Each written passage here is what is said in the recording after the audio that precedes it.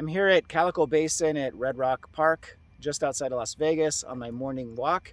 It's a beautiful morning here. A couple weeks ago, I uploaded a video on a few of the main drawbacks that I've experienced with the carnivore diet or on a carnivore diet.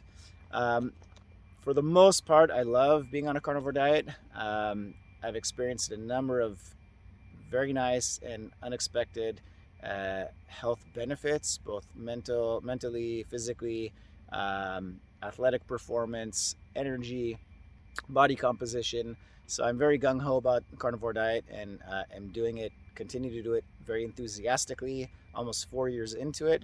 There are a few drawbacks, a couple of which I mentioned in that video from a couple of weeks ago.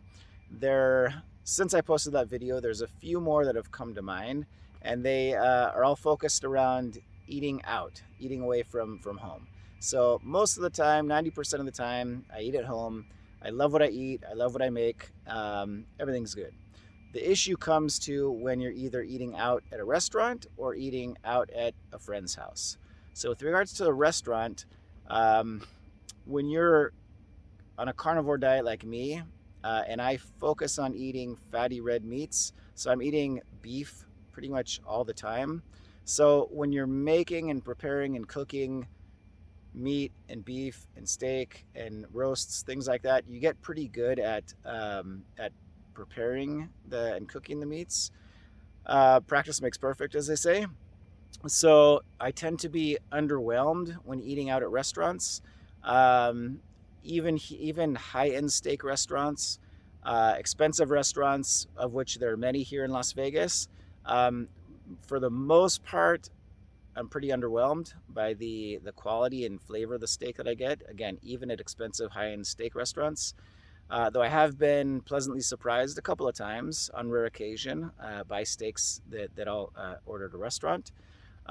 So there's that. There's the limitation on what types of restaurants you can eat at. Obviously, you're not going to be eating at Italian restaurants or pizza places or Chinese food restaurants, or even Mexican food restaurants. So you're pretty limited on where you can eat, which is pretty much restaurants that serve steaks or steakhouses. That's pretty much what I get.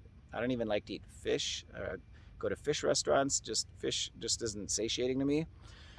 So that's another issue with regards to eating at restaurants. Another issue is that oftentimes my orders are screwed up.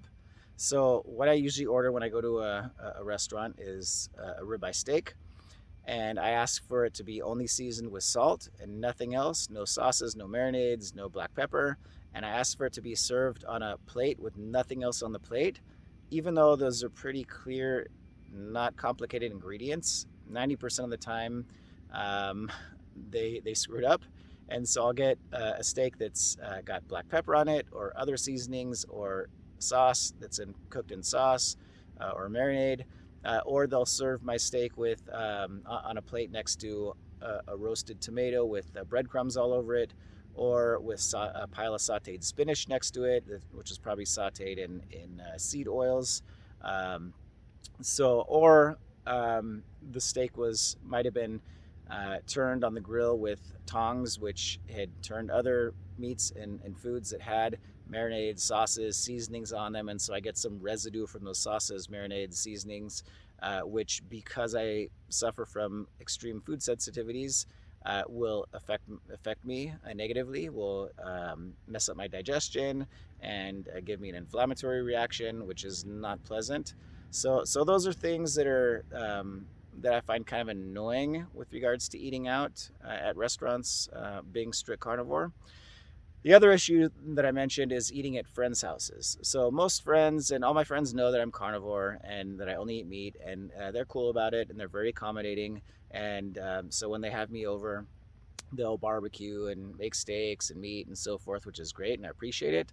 But a lot of times I run into the same type of issues. So they'll season the steaks or the meats that they're barbecuing and serving to me together with everybody else with black pepper, with seasonings, with marinades, with sauces, processed sugary barbecue sauces, things of that nature. So obviously I'm not able to eat when that's when the meat's been prepared like that, which is kind of an unpleasant situation.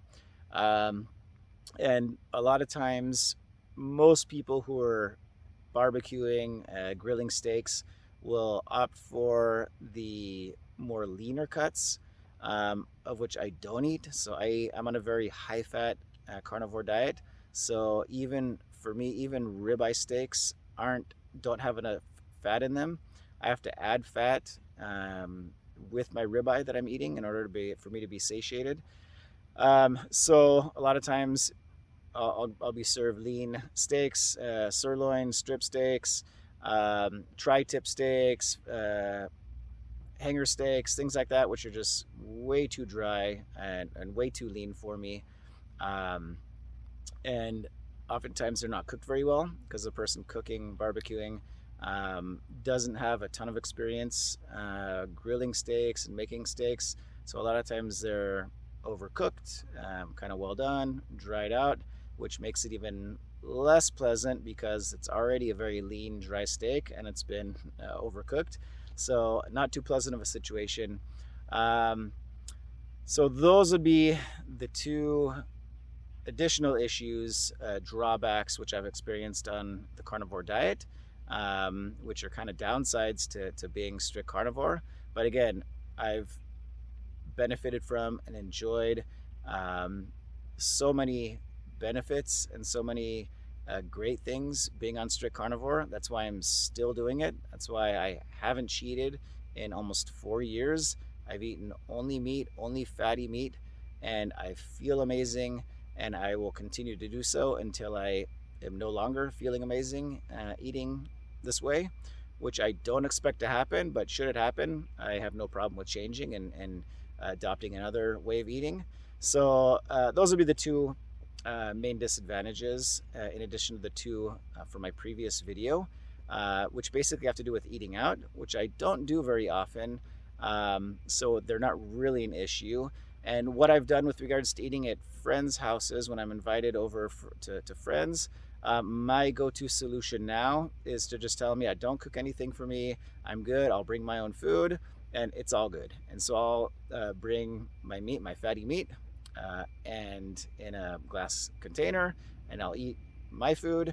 And so I'm happy and I'm satiated and I'm good. Everybody else is happy. Everyone's eating what they want to eat.